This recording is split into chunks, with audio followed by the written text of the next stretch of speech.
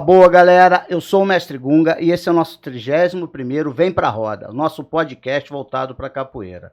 Galera, agradecer aqui nossos colaboradores Eagle Baiuna, Box 2 Mãos, Biofit e Mega Músculo. E os nossos colaboradores na divulgação, que é o On Capoeira e aplicativo Rodas e Eventos.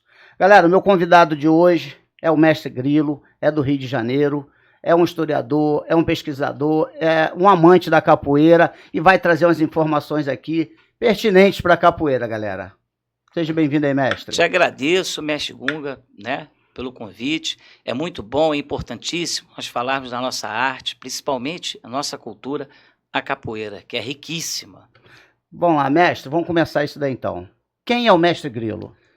Olha, o mestre Grilo é pai, é avô, começou capoeira dentro da arte, né? Que eu não sou só capoeirista, mas foi o que mais me encantou foi a capoeira.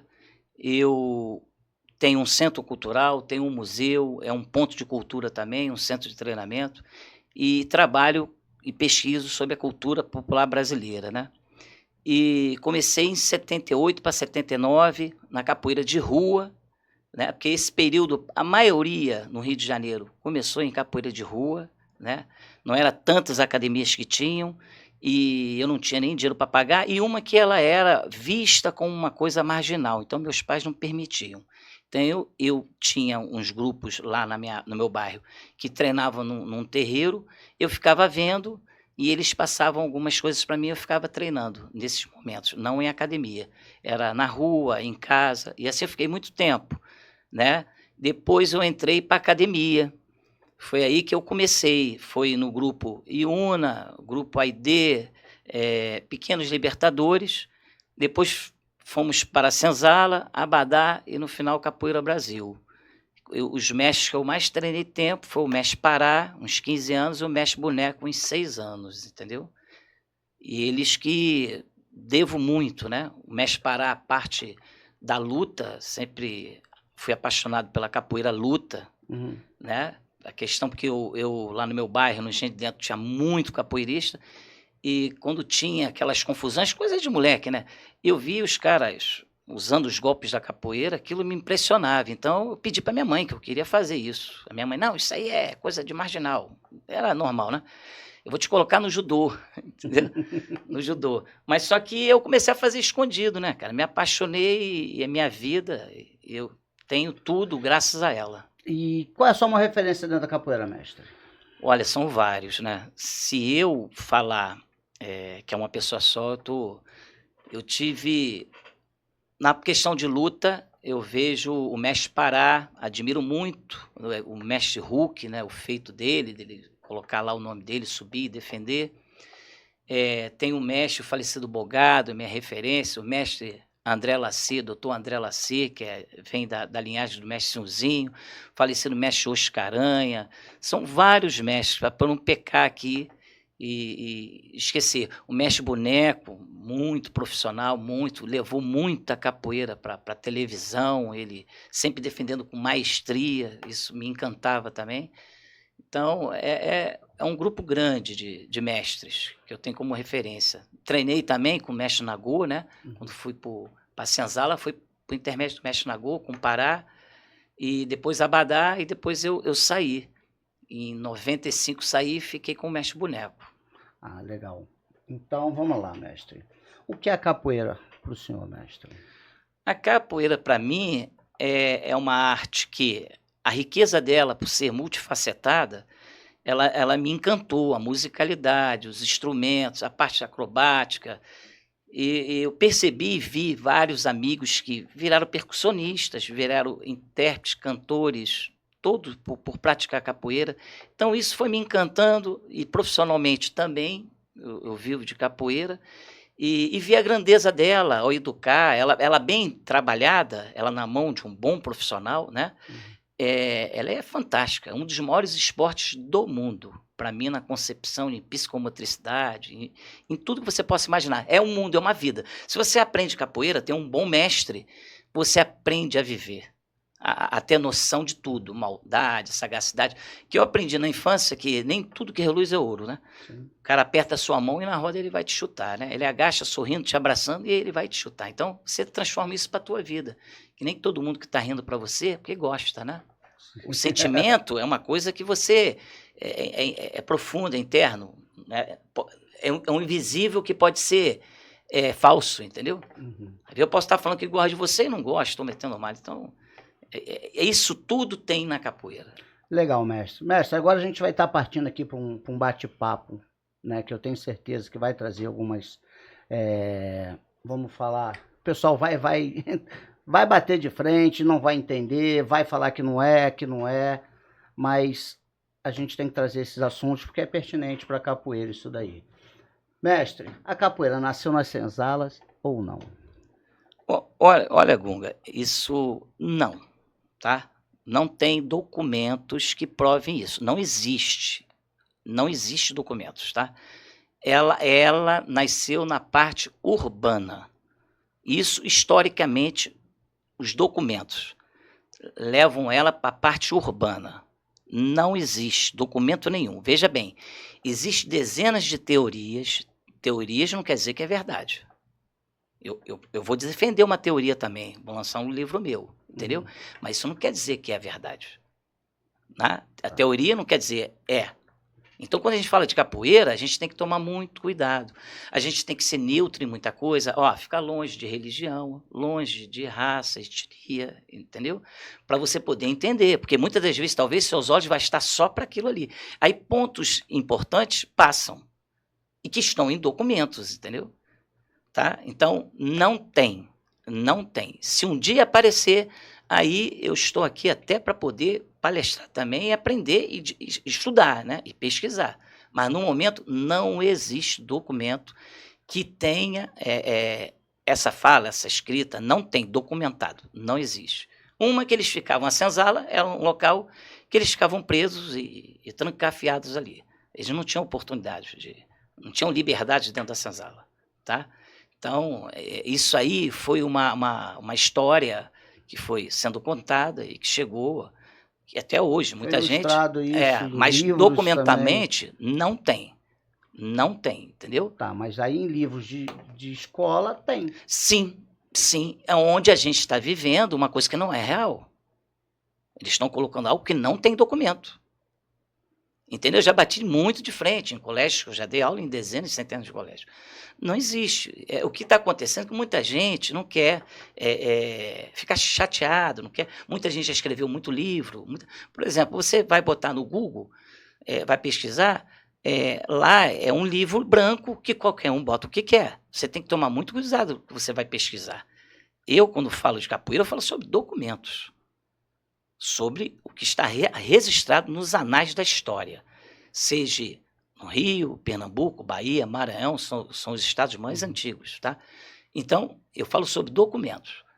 A questão oral, bato palma, mas é uma verdade, quem conta um conto, aumenta um conto, tá? Você, para falar de uma coisa de 200, 300 anos, é complicado, entendeu, mestre? Então, documentalmente, não tem relato nenhum escrito da prática da capoeira na senzala e na região rural. Entendi. E ela, então, se dá... Na parte urbana. Onde começou... os documentos ali, na parte urbana. Tá, e mais ou menos por onde começou isso daí?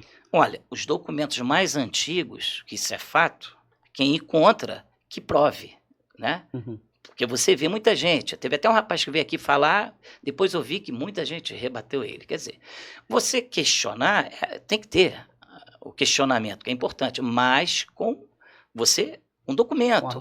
Com argumento. Quando você chegar e sair marretando ali um mestre, isso é uma coisa séria. A gente está aqui falando de documentos, né? E sobre documentos, a gente vai falar, Rio de Janeiro. É Rio de Janeiro. Inclusive, o nome... capoeira, ela já foi chamada também de carioca. Tem nos processos lá de códigos de postura e de leis proibindo a capoeira e também chamada de carioca. Entendeu? Inclusive, isso é uma longa história, né? A gente está falando... Sim, não, mas pode ir explanando aí. O que acontece, o mestre?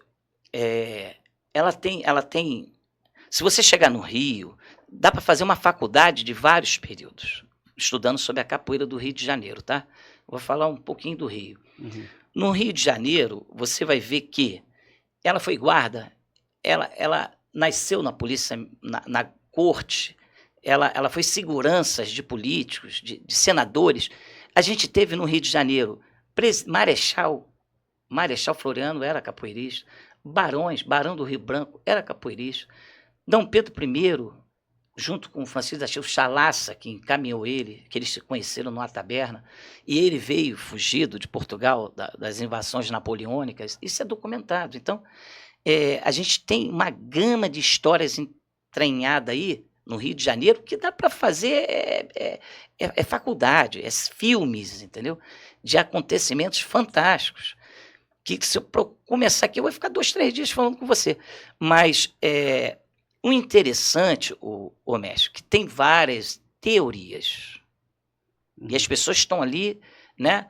Cada um puxando, se mantendo. Se você me perguntar para mim, por exemplo, a gente tem uma lei, teve uma lei, assim que chegou a família real, em 1808, isso aqui o Rio de Janeiro era repleto de capoeiristas.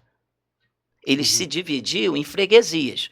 Freguesia vem da igreja, tudo ao redor, né? Por isso que eu falo assim, meu freguês chegou aí. Entendi. Estou chegando no meu freguês. Por quê? Porque o comércio crescia em volta da freguesia. E os capoeiristas queriam o quê? Ficar nessas freguesias onde tem comércio. Que eles eram, muitas das vezes, bancados. Para botar moral no local, não ter roubo, né? Eles eram contratados para comícios, eles iam para frente das bandas, tem relatos lá, desfiles das bandas militares, eles na frente, eles indo na frente. Como pode um negócio desse? Então, tem que se aprofundar para poder entender que eles também estavam ligados. Então, você vai ver, na época, miliciano praticava capoeira. Você vai ver chefe da guarda, que é capoeirista. Então, quando se fala nesse período, não é você agachar no pé do birimbau, louvar, cantar uma louvação, uma chula, uma ladainha, seja o que for, e ficar naquele jogo. Não era isso. Ela veio se transformando, né? Ela veio se transformando. Então, você vê nos documentos lá atrás que o que era um capoeira? Ele era um praticante que atacava bem com a cabeça, ele peneirava, ele fazia as negaças, que é enganar, atacava com mão, atacava com perna, te dava um cambapé, uma rasteira, um corta-capim, um rabo de arraia. Esses são os nomes mais antigos dentro da capoeira. Até o nome capoeira, você vê que é uma coisa interessante. Por exemplo, a gente vai falar de nomenclatura. Todas elas catalogadas estão no Rio de Janeiro, as mais antigas, tá? A gente tem ela catalogada lá atrás por vários relatos de livros, e depois escritos em livros, Plácido de Abreu, Coelho Neto, ODC, que era um oficial do Exército, aí depois vem Aníbal Bulamar, o mestre Zuma, que catalogou. Então, a gente tem essa riqueza, né? Documentada. Estou falando de documentos, né? Então, até então, por exemplo, academias, já se falava no século XIX, a década em 1820, 1830, o pessoal treinava capoeira, os batalhões treinavam capoeira. Tanto que teve um período interessante, se eu ficar aqui pulando a história é tão interessante, você acaba pulando trechos, entendeu? Mas vai explanando. Mas é interessante. Por exemplo, o Nunes Vidigal, ele foi um comandante, é o primeiro comandante brasileiro, que até então eram portugueses, tá? O Nunes Vidigal, ele foi um comandante da guarda, que ele recrutou capoeirista, vem cá, e pegou o pessoal da nata dele. Então, você está colocando delinquentes. Porque se você está pensando que o capoeirista, ele era um cara que defendia a moral dele, a integridade dele, como de onde ele veio, não. Ele defendia o território dele, a grana, entendeu? Porque onde paga mais.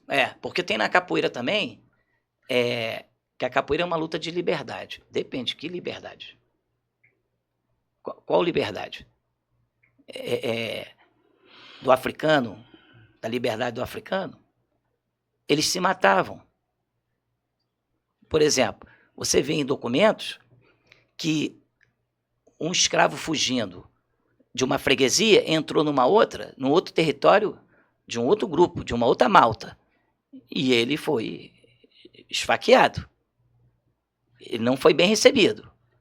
Então a gente vê que no território do Rio de Janeiro, nesses períodos aí há 200 anos atrás, não tinha nada de liberdade não, era demarcação de território. Você vê que eles estavam defendendo seus territórios, por quê?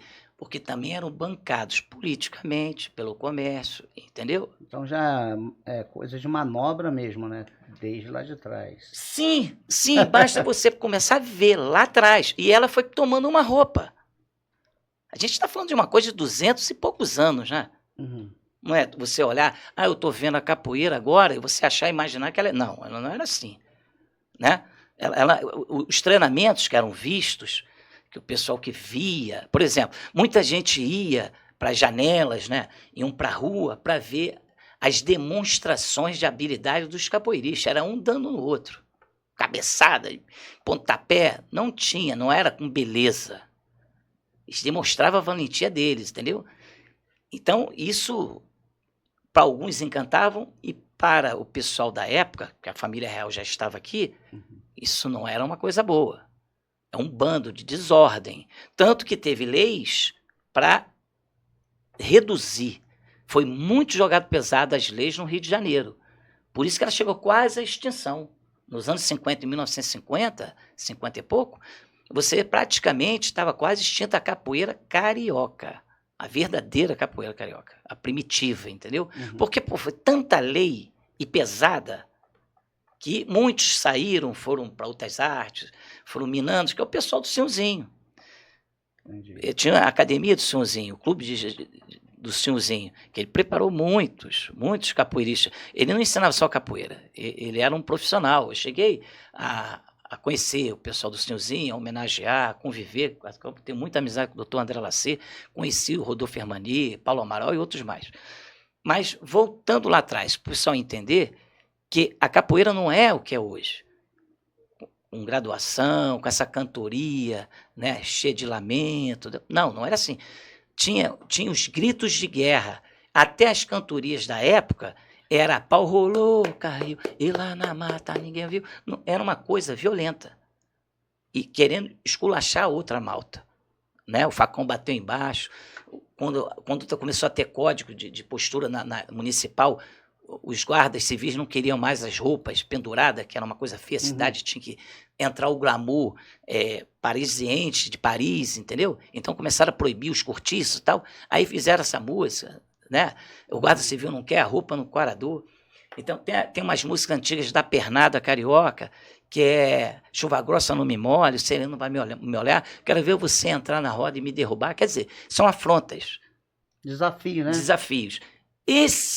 Essa questão linda que a gente canta, falando, né, da mãe África, falando do preto, do escravo, não tinha essa cantoria lá atrás. Ela foi tomando essa roupa, nos processos aí dos anos 40, 30, que foi tomando essa vestimenta na Bahia, entendeu? Mas no Rio, a documentação dela é violenta. Sempre teve os praticantes da elite, alguns defendiam que vamos pegar ela, vamos colocar no colégio. Vamos colocar para que o exército, a armada, a marinha de guerra, pratique, nossos marinheiros pratiquem. Sempre teve gente pensando assim, tá? Que tinha esse viés para... Mas tinha outros grupos, tipo senadores, deputados, que falavam, não, você vai dar armas para marginais, entendeu? Por isso que ela foi muito perseguida, porque de fato, Gunga, você vai ver os documentos, o capoeirista era muito usado para delitos, para assassinatos, para segurança, caixa eleitoral, isso era o trabalho dele. Tudo bem, compreendo que ele tinha que se defender, né? De uma forma dele ganhar um dinheiro, dele se manter livre, já que quem mais foi perseguido na escravidão, sim, foi o africano. Foi mais perseguido.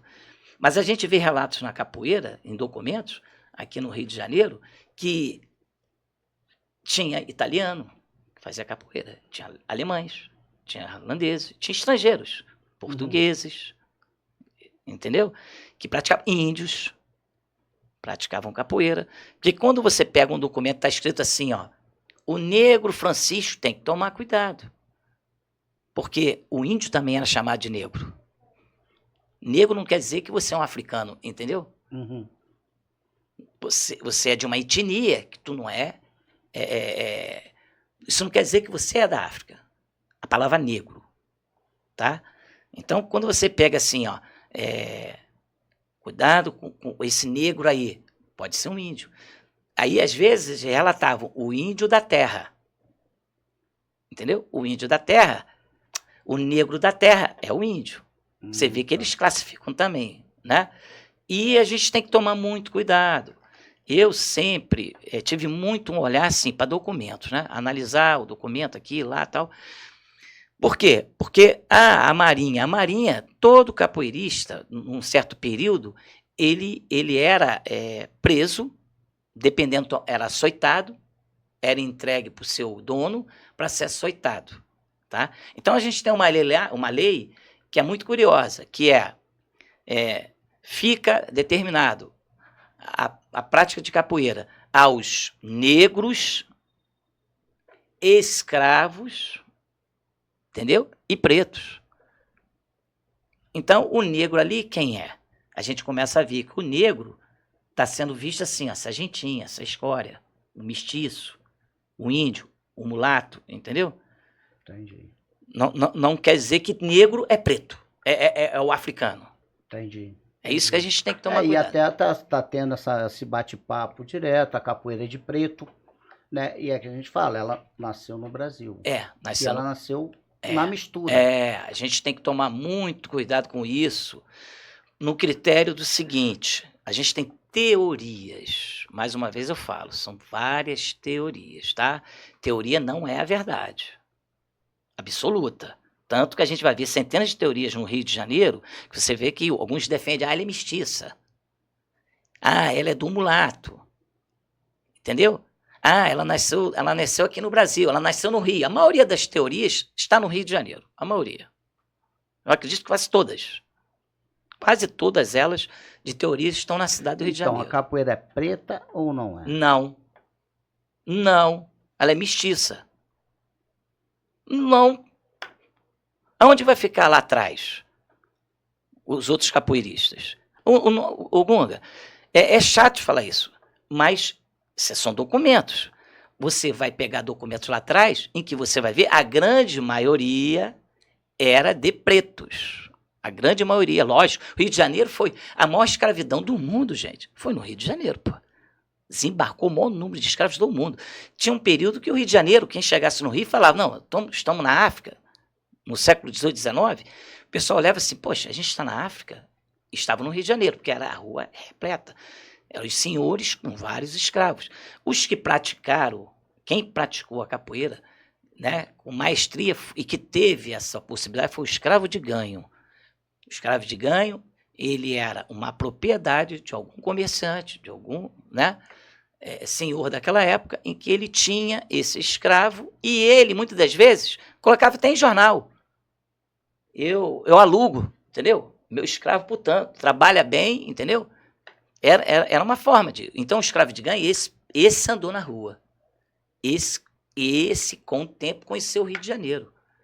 Mas, conforme você ia chegando, você tem que ver o seguinte, você está chegando da África, está ali, vindo do navio, tá? E ali sendo vendido, você está vindo com a sua fala, sua cultura, seu idioma, sua alimentação, a terra que você foi arrancado, foi tudo arrancado de você. Você está chegando num local em que os portugueses já estão muito bem administrando, eles não davam bobeira, os portugueses não permitiam que entrasse muito estrangeiro, até para não ter uma revolta. Entendeu? Não deixava entrar muito, tipo assim... Um controle mesmo. Controle. Eles foram muito cautelosos com isso. Então, eles não davam mole Para quem chegasse de escravo, eles tinham tudo isso catalogado. Para quem vai, qual a etnia, para que local vai, né? Então, a gente tinha um grupo muito grande, mas a maioria do preto era de ganho, era o escravo de ganho. Esse participou. Mas a gente tem o índio que também fez capoeira. A gente tem relatos de índios mestiços. É a mistura, né? A mistura. Acho que a capoeira surgiu nessa Vamos mistura. lá. Quer ver uma coisa? Não tem capoeira. Né? Você não tem. Não. E é até estranho, porque o nome é Tupi-Guarani, né? Porque tem. Já falaram assim, mas, mestre, a gente viu uma luta lá, X, lá na África e tal. Os nativos aqui também tem. Qualquer civilização tem a sua luta, pô. Sim. Qualquer inseto, qualquer animal se defende. É a mistura de todas essas raças que acabou... Sim, por exemplo, a gente tem, olha, o nome, que eu acho interessante, o interessante da capoeira, para a gente, até para o pessoal que vai ter oportunidade de ver, né, o nosso podcast, para refletir, analisar, peraí, deixa eu ver, é verdade, deixa eu analisar isso aqui. A gente tem, os nomes dos golpes antigos, primitivos da capoeira, ou eles são de origem tupi-guarani, ou são abrasileirados, aportuguesados, ou é do latim. A gente não tem um golpe que é de dialeto africano. Entendeu? Sim. E olha que eles chegaram em massa, em milhões aqui. Agora. Sim, mas só que aqui já tinha os índios também, se for olhar por esse lado. Sim. Milhares. Milhões. Não, exterminados. Milhões. Isso aí não vou entrar, porque eu também já estudei muito sobre eles. Milhões, tá? Milhões. O que tem que se entender que é o seguinte, os nomes antigos da capoeira, né? A gente tem cambapé, que é uma palavra que vem do latim, tá? A gente não tem um nome de dialeto africano, iorubá, seja o que for. Agora, por que no candomblé não se perdeu? Entendeu? Por exemplo, você tem culturas afrodescendentes que se mantêm. A nomenclatura, vestimenta, nome, orixás, seja o que for. Em dialeto deles. Não se perdeu. Isso foi mantido, entendeu? E na capoeira não tem. Eu acho isso meio estranho, tá? Você viu os nomes antigos. Capim. Corta capim. É dialeto tupi-guarani. Iê, pare, ouça, atento. Tupi-guarani. Berimbau. Porque lá na África tem com nome tal. Mas o nome registrado mais antigo está no Rio de Janeiro. Tocador de berimbau. Então, a gente não está falando num nome africano. A gente está falando do nome Tupi-Guarani. Tá? Queixada. São dezenas de golpes antigos que são ou do latim, porque a gente teve muita influência, o português é do latim. Influência não, o português vem do latim. O francês vem do latim. O espanhol. Então, a gente tem esses golpes, que é ou de influência abrasileirada, houve uma fusão de palavras, entendeu? Cambapé quer dizer rasteira. Uhum. Quer dizer rasteira. Cambapé.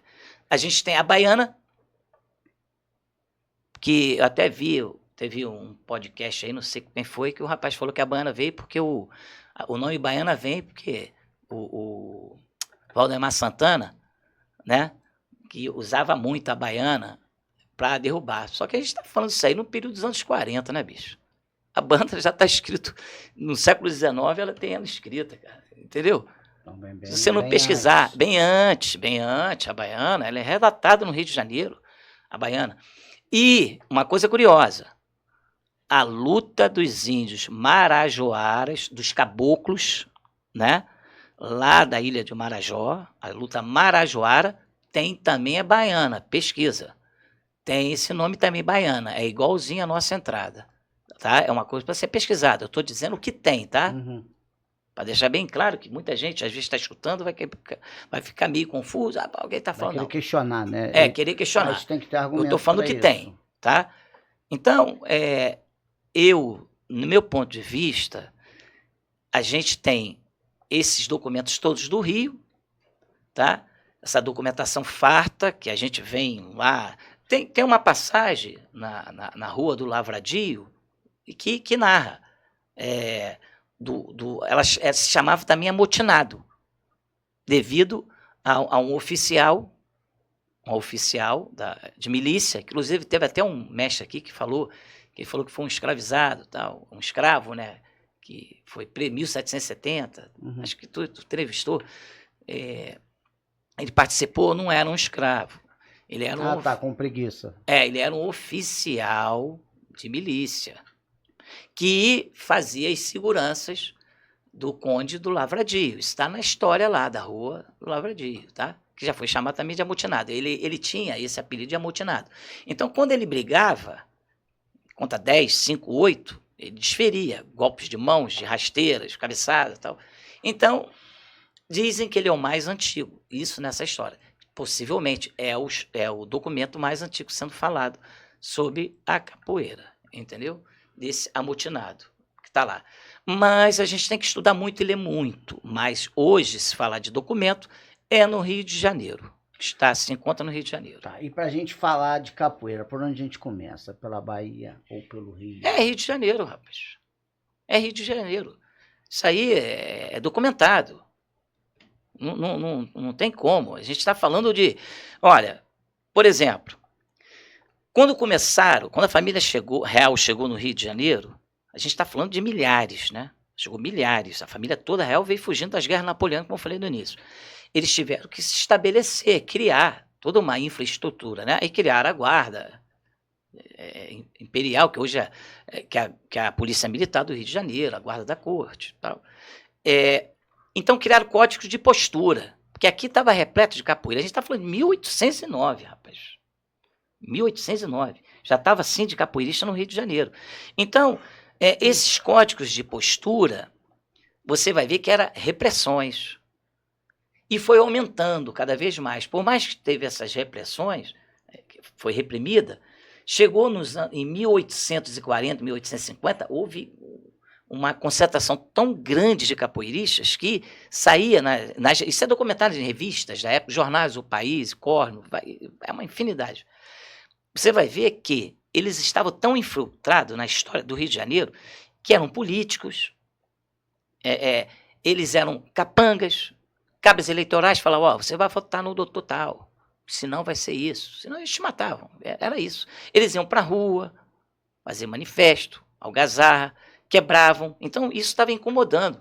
Tanto que tem Dom Pedro I, ele teve uma hora que ele mandou, açoite de 100 chicotadas em quem for preso praticando capoeira, negro, escravo, de ganho, preto, essa seja. Quer dizer, porque ele viu que estavam uma forma Virou uma revolução até, né? Que é hoje o que a gente vê no Rio de Janeiro. Rio de Janeiro você vê milícia crescendo cada vez mais, o tráfico de drogas se unindo com outras facções, inclusive internacionais, e assim vai, tá? Não é diferente. Se a gente for olhar o Rio de Janeiro há 200 anos atrás, era assim também. Então, com essas perseguições, o Gunga, o que aconteceu? Você vai vendo que até então não tem relato de capoeira em outros estados, entendeu? Não tem documento. Você começa a ver, começa a aparecer em outros estados, quando começa a proibir severo, com açoite, e o pior que o capoeirista temia é ir para a esquadra, é trabalhar na Marinha de Guerra, trabalhar na Armada, no dique, entendeu? Uhum. E depois, no final, lá para o período que termina o Império, que entra a República, aí seria a ilha de Fernando de Noronha. Mas o que era você ir para a Marinha, nesse movimento aí de 1820, 30, 40, 50, era você ir para a morte, bicho. Acabar a tua vida dentro de um navio, em fronteira. Tá entendendo? Você ficar dentro de um navio. Então, para tentar dominar esse país, olha o tamanho desse Brasil. Então, por isso que você vê muito capoeirista na Marinha. Você vai ver que a maioria ou era estivadores, ou era da Marinha, de guerra. Por quê?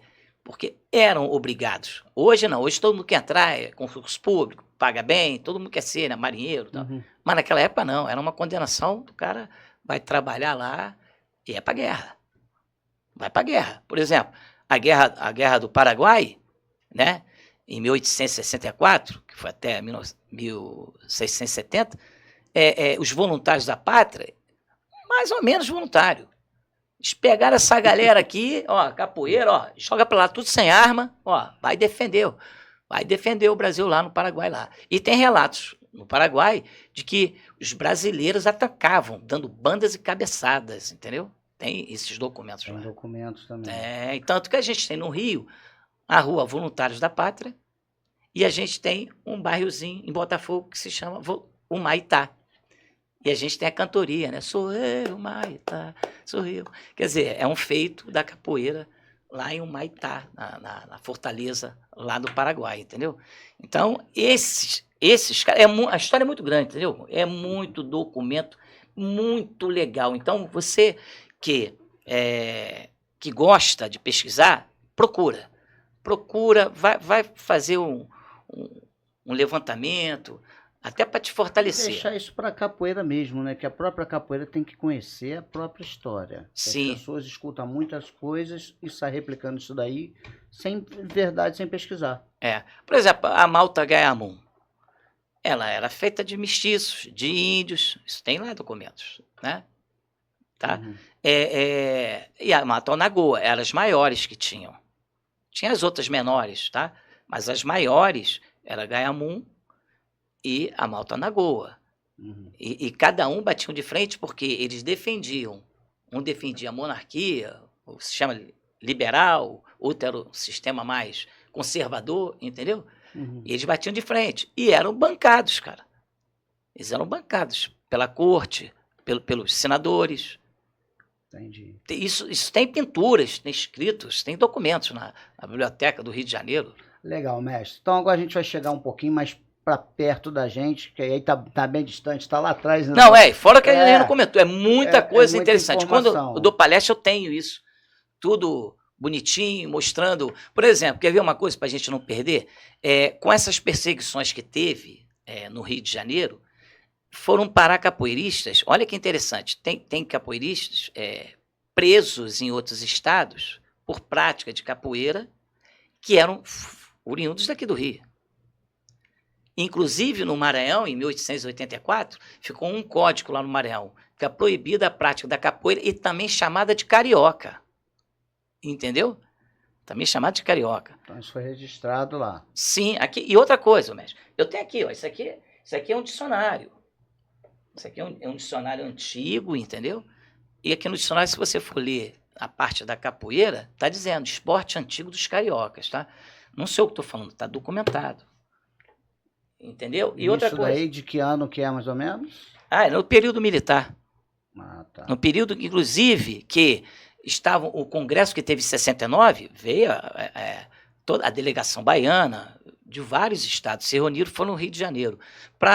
Por quê? Porque no regime militar, eles criaram era proibida a capoeira, era perseguida. Então, olha só, para vocês não querem ser perseguidos, um exemplo, estou falando assim meio chulo, vocês vão se organizar, vocês vão ter um tempo para trazer regulamento, técnica, todo o conteúdo, contexto da capoeira como esporte, como luta. A gente vai abrir um departamento para vocês, para ela ser organizada, porque até então não era. Não era. Muitos mestres antigos, vivos até hoje, eram presos lá no Rio de Janeiro até o período dos anos 70, entendeu? Foram presos por vadiagem, por questões de praticar capoeira. Então, esse Congresso de 69, que culminou com a nomenclatura, os cordéis, o departamento técnico. E esse livro aí? É desse período. Não, mas esse outro livro aí que você trouxe, esse daí é bem antes. Isso aqui, esse livrozinho aqui é o Guia do Capoeira e Ginástica Brasileira, o ADC, que era um militar também, do Exército. Ele não colocou o nome dele porque era um período de muita perseguição e ele sendo... Ninguém falava em capoeira, todo mundo queria, era... Nós temos isso aqui porque roubaram da Biblioteca Nacional, roubaram o original, tá? O mestre Zuma, que levou uma máquina de escrever, o mestre Aníbal Bulamar, Zuma, que datilografou e pegou algumas coisas. Então, é interessante isso aqui, tá? Eu tenho algumas cópias lá, guardei o guia ODC. A distinta mocidade. Isso que é o seguinte. Esse é de que ano? 1907. 1907. 1907, tá? Mas nesse período, o mestre, tinha um capoeirista lá que o primeiro desafio no mundo de uma arte marcial contra outra registrada foi no Rio de Janeiro, com o Ciríaco contra um lutador de jiu-jitsu que veio para ensinar a Marinha, né? Aí houve bate-boca, pode trazer de fora, se a gente tem aqui a capoeira. Tinha aqueles amantes, o pessoal acadêmico de medicina, que ele fazia muitas essas demonstrações, aula para esses acadêmicos, esse capoeirista siríaco, né? Aí fizeram esse confronto e ele acabou ganhando. Não vou me estender na história, tá? Então, iam montar uma academia para ele ensinar as técnicas da capoeira, mas faleceu. Ele lutou em 1909 e faleceu em 1912, quer dizer, 3 anos depois, mas tinha esse projeto, tá? E já tinha um método de ensino. Sim, sim. O pessoal treinava nos batalhões, tem que ter método. Batalhão da Corte, os batalhões do Rio de Janeiro treinavam capoeira. Eles treinavam capoeira. Aníbal Bulan Marques escreveu método.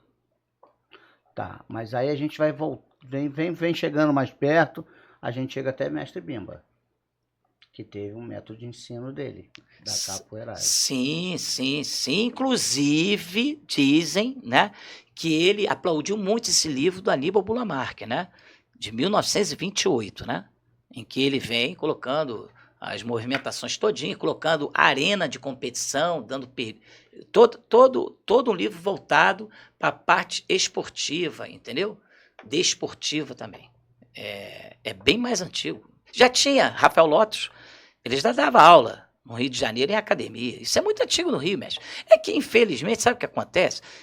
Tá faltando a gente não tem muito, tá? Perdão. A gente tem muita coisa já escrita, mas está faltando uns livros com contexto, com fotografia. Eu vou preparar isso aí, porque estou vendo a necessidade, né? Até te passar para essa juventude, que a gente tem, principalmente do Rio de Janeiro, que a gente tem um acervo de revistas, de jornais, de publicação, de matéria escrita, um legado muito grande, entendeu? E tem que deixar isso para capoeira, né, mestre? Sim, porque o mestre, sabe que muita gente fala,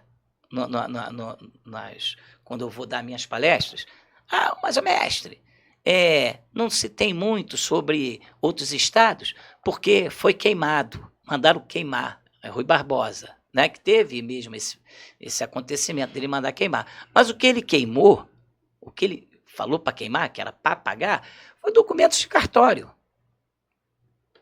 Documentos de cartório, que é de onde veio o preto, o africano, para quem ele foi vendido. Não registro de cartório.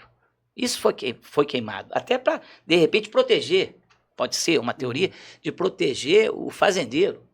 Entendeu? Daquele escravo que estava livre em 1888, não querer ter a indenização. Então, tudo bem, mas documentos, a gente tem a história toda aí do Rio aí, ó. Legal. E a gente está falando aqui também sobre essas histórias, né, sobre Bahia, Rio, a gente está puxando isso daí. E teve um momento que teve o desafio do, né, Senhorzinho contra a turma do Mestre Bimba, né? Isso aí foi um período. O que aconteceu? Tinha esses desafios, né? Isso combinou muito com a família Gracie, eles estavam desenvolvendo essa técnica, né, desse jiu-jitsu brasileiro, e eles começaram a desafiar. Então tinha muitos desafios reais, tá? Reais, que os caras entravam pro ringue mesmo e tampavam na pancada vera até um não aguentar. Tinha esses desafios, tá? E em São Paulo, o que aconteceu foi o seguinte, era tipo um espetáculo de demonstrações, entendeu? De combates, mas não era a vera. Então, o Senhorzinho desafiou o Mestre Bimba com seus alunos para esse combate. Aí até foi falado, isso não sou eu que estou falando, não, isso está documentado. Vamos fazer uma brincadeira, eu ganho, você ganha. Tipo, era um telequete, sabe, aquele antigo, né? O Senhorzinho falou, não, vamos botar lá para ver quem de fato ganha. Pô. Ganhou, perdeu. Se eu perder, eu perdi. Se tu ganhar, tu ganhou. Entendeu? E isso foi o que aconteceu lá em São Paulo. E Isso foram várias lutas. várias lutas dos alunos do Senhorzinho contra os alunos do Bimba. E o pessoal do Senhorzinho ganhou todas elas, né? Entendeu? Por nocaute, entendeu? Por nocaute. Não estou aqui, não. Tudo isso documentado. Está documentado. Eu não estou aqui desmerecendo o Bimba, nem de jeito nenhum, porque a gente tem que aplaudir. Sim. Ele subiu, botou os alunos dele para subir no ringue, né? Para lutar, entendeu? Como os alunos do Senhorzinho lutou com o pessoal dos Grace, pô. O Rodolfo Hermani ganhou do pupilo dos Grace, o Guanaí, entendeu? Lutou com o Arthur Emídio, que a gente tem que bater muita palma. O mestre Arthur Emídio. Fantástico, uma das maiores árvores de capoeira, talvez, do mundo. Uma das maiores árvores descendentes de Arthur Emídio. Talvez seja uma das maiores, tá? Do Arthur Emídio. E ele subiu no ringue para, de fato, lutar, entendeu? Uhum. Subiu no ringue. E lutou também com o Rodolfo Hermani. 2 capoeiristas, um da linhagem Senhorzinho e outro da linhagem do estilo dele, que ele não era regional. Uhum. Ele não era regional, né? Ele era capoeirista. Então, infelizmente também perdeu, entendeu? O pessoal do Senhorzinho era muito bem preparado. O Senhorzinho tinha uma academia, né? Que levantava ferro, criava métodos de ensino para você ficar mais forte, ter mais explosão, entendeu? Então, eles na época, o nome capoeira utilitária, tá? Então, isso é outro lance muito interessante. Tem aqui, ó. Tem muito aqui, ó. Jornais. Eu tenho um acervo grande que o doutor André Lacê está me passando, tá? Está me passando. Me passou umas revistas da época, com as reportagens, fotos, entendeu? Uhum. Então, tem muita coisa interessante. No Capoeiragem do Rio de Janeiro, tá? Muita coisa interessante aqui também, ó. Quem tem medo de capoeira, são livros que eu dedico, assim, recomendo para começar a ler, para poder ter uma esplanada. Ele só pega de 1888 a 1907. Esse quem tem medo de capoeira. Aí ele tem uma visão, entendeu? Mas é muito interessante. O que eu deixo para a galera, Gunga, é pesquisa, tire conclusões, analise. Tá, então a gente falando aqui, qual a importância de toda essa teoria na capoeira, na sua visão? Olha, é como eu te falei, teoria não é a verdade absoluta, né? Verdade absoluta é algo que se assemelha à realidade, né? Você, peraí, isso aqui se aproxima. Isso aqui, poxa, se aproxima mais, eu vou... Então, a gente tem várias teorias, tá? Eu tenho a minha, que eu vou fazer um livro, vou colocar, entendeu? E quem tiver as suas, que façam. O que a gente tem que fazer é o seguinte, você vir falar, né? Que a gente não tem tanto documento porque mandaram queimar. Poxa, tudo que era escrito aqui, tudo que acontecia aqui, ia para Portugal também. Pô. A gente aqui era uma colônia. Não foi queimado lá, entendeu? E não foi queimado que eu te falei, os arquivos de cartório, os documentos da guarda da corte, do que acontecia nas ruas, a vida, a alma da rua, isso está em documentos aí. Por exemplo, se fosse queimado, tu não ia saber a história de Palmares. Tu não ia saber a história dos quilombos, que são dezenas no Brasil. Todos eles têm história. Seria queimado. Você vai chegar lá no Maranhão, tem a história do Maranhão, sobre o escravo, a escravidão. Você vai na Bahia, tem a história lá da escravidão, tem uma riqueza de história. Entendeu? Agora, se não aparece, é porque não teve, só aparece a um momento. Uhum. E assim tem que ser. Por exemplo, se você fala para mim, mas porque foi queimado, que nem já falaram para mim várias vezes, porque foi queimado, por isso que a gente... Então, você não pode provar. Vamos aceitar o que está escrito. Não é verdade? Sim. Como é que você quer provar algo que foi queimado? E que, mais uma das vezes que eu estou falando, o que foi queimado não é a alma da rua, os acontecimentos, tudo era registrado. Tudo era registrado. Os próprios jesuítas, eles escreviam tudo e mandavam. Até o período que eles ficaram aqui, a missão jesuíta, eles escreviam tudo para lá, tanto lá para Roma, mandava para Portugal para a missão que eles estavam. Então a gente tem estudo de documentos, tudo que acontecia, entendeu? E é muito interessante, porque a gente tem que entender o seguinte, que falam da luta, que veio da luta da zebra, né? Da dança da zebra, né? A gente tem o que eu te falei, a luta amarana. A luta amarana, a gente tinha vários índios aqui que atacavam dando cabeçada também. Se você for ver a vida, como é que era os tupinambás, você vai levar um susto. Como é que eles lutavam também, atacando também, com mãos e pernas, eram antropófagos. O índio daqui, ele é para ser estudado, porque não existe em nenhum lugar da Terra a valentia, o processo que era para eles serem adultos, o que eles passavam. Por exemplo, o Gunga, falar de escravidão. Todo mundo que era escravo era espólio de guerra. Foi capturado e vai ser vendido. Entendeu? Isso era lá na África, era assim. As guerras lá na África, você foi capturado. Muitas das vezes, não era nem só capturado. Eles pegavam você e te vendiam. Tá? Te vendiam. Então, o que você era, um escravo dessa época? Você era um espólio de guerra. Tá? Isso era em Roma, isso era na Grécia, no Egito, e assim vai. Agora, e o índio brasileiro? Ele não escravizava o outro. Ele matava. Se você fosse guerreiro, se você tivesse medo, chorasse, ele te saía de perto de você. Se ele visse que você tinha medo, ele te perguntava primeiro se você queria morrer. Se você se reconhecia como guerreiro, se você falasse que não, ele não te matava. Isso é relatado por esses jesuítas. Anchieta descreve por 20 anos como é que era a vida dos tupinambás. É uma coisa... se você ler, ele vai botar os índios como um deus Apolo. Eles não eram pequenininhos, não. Eles eram altos, fortes, corpulentos, velozes, entendeu? Só não eram malandros. Mas se você falar para mim de onde vem a agilidade, há uma penca de historiador e de teóricos que dizem que a velocidade da capoeira, a agilidade da capoeira, é esse DNA dos índios que a gente tem, entendeu? Tanto que tem documentos descrevendo como com as invasões holandesas lá em cima, lá na região lá de cima, lá, você vai ver que se juntaram, né?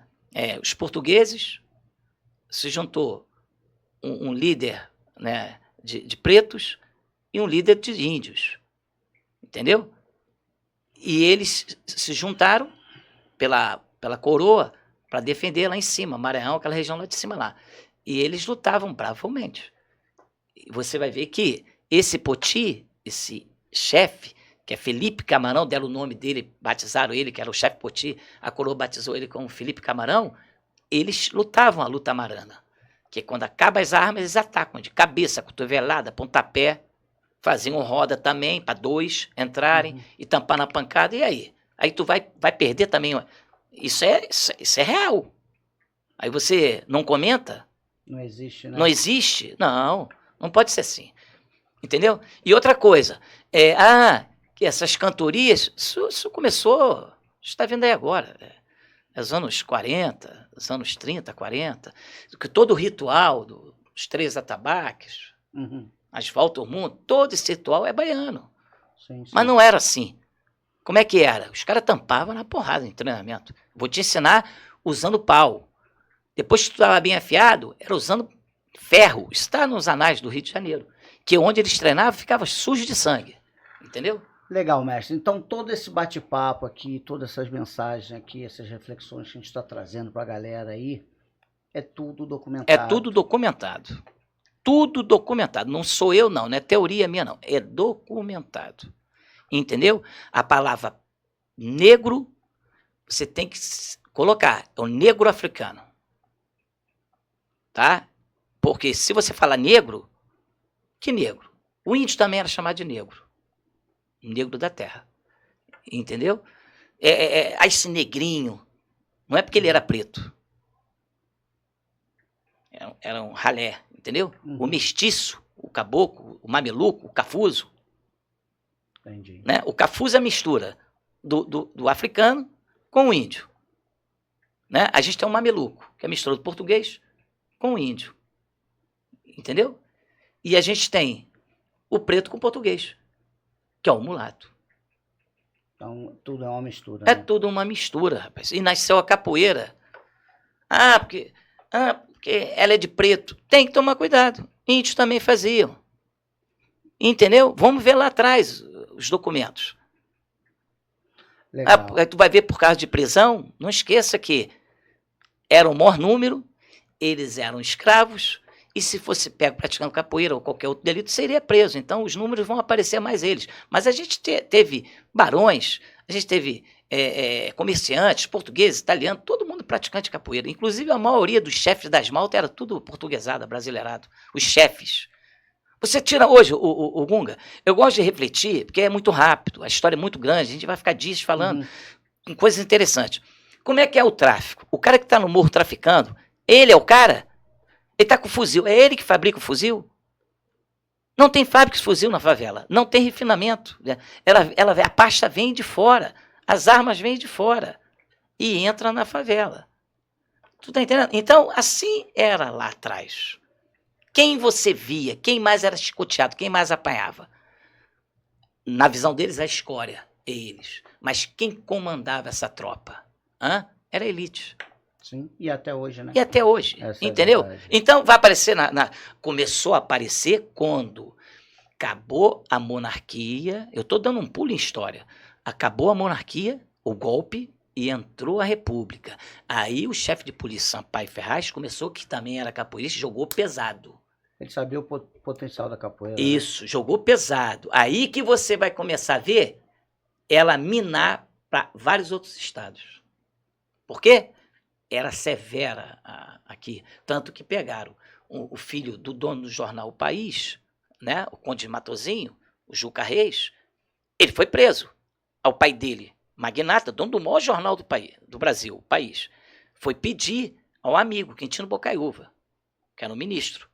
Aí quando chegou lá em Sampaio Ferraz, o Sampaio Ferraz era muito rude e falou, não, se eu soltar ele, tem prestígio aqui, se eu soltar ele, eu vou soltar todo mundo que está preso.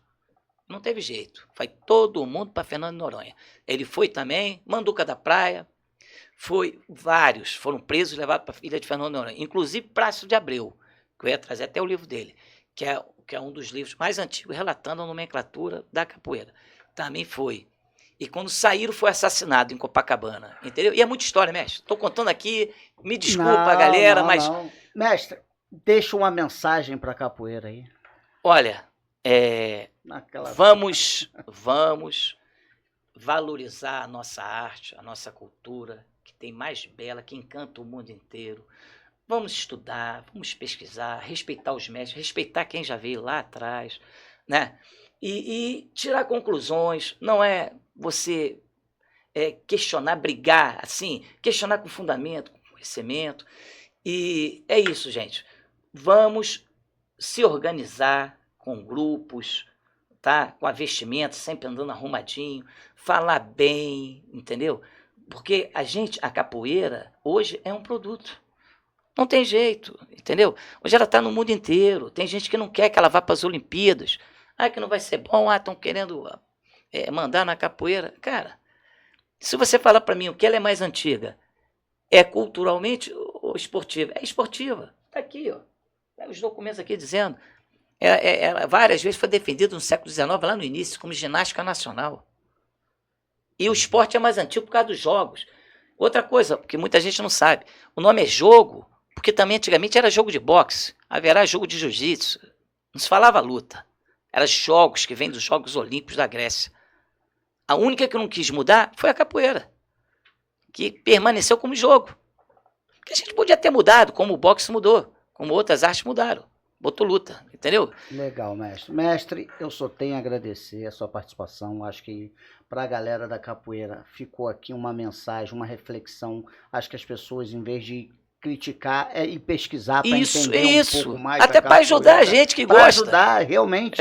E essa é a intenção, a gente está trazendo informação e está buscando conhecimento para acrescentar mais dentro do trabalho da capoeira. Eu só tenho a agradecer a sua participação. Não, eu te agradeço, tá? Que seja bom, né? E para quem também não gostar, pesquise. O que eu falei não é teoria minha, é documentado, é documentado, tá? Você vem e fala para mim, não tem documentos que provem capoeira em Senzala, não tem nada que prove capoeira em Pernambuco, em Palmares, não tem, não existe. Em fazenda, não. Tudo em área urbana. Tanto foi na Bahia, na área urbana da Bahia, como foi área urbana também de Pernambuco, entendeu? Legal. É isso aí. Galera. E no Maranhão também. Bacana. São Paulo também.